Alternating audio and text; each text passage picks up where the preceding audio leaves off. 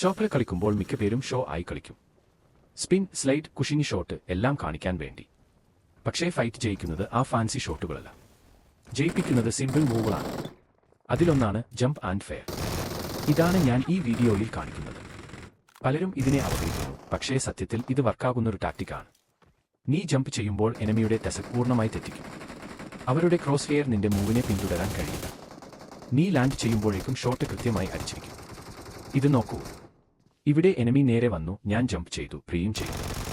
Land ചെയ്ത ഉടൻ spray. കൃത്യമായി ചെയ്താൽ എതിരാളിക്ക് ഒരു ചാൻസും ഇല്ല. ഇത് സിമ്പിൾ ആയി തോന്നും, പക്ഷേ ടൈമിംഗ് അത്യാവശ്യമാണ്. വളരെ നേരത്തെ ജമ്പ് ചെയ്താൽ നീ എയർ ടാർഗറ്റ് ആവും. വൈകിയാൽ എനിമിക്ക് നേരെ ഡാഷ് ചെയ്യാൻ സമയം കിട്ടും. അതിനാൽ ജമ്പ് ചെയ്യേണ്ട സമയവും ഫെയർ ചെയ്യേണ്ട പൾസും മനസ്സിലാക്കണം.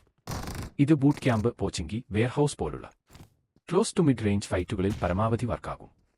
ഇവിടെ ഒരു സെക്കൻഡിന്റെ ആനുകൂല്യം മതിയാകും ജയിക്കാൻ. എനിക്ക് തോന്നിയതൊന്നാണ്, പലരും ഫാൻസി മൂവുകളെ പിന്തുടരുമ്പോൾ ഈ പോലുള്ള ചെറിയ കാര്യക്ഷമമായ ടെക്നിക്കുകൾ മറക്കും. പക്ഷേ ഫൈറ്റ് ജയിക്കുന്നത് സ്റ്റൈൽ കൊണ്ട് അല്ല, ടൈമിംഗ് കൊണ്ടാണ്.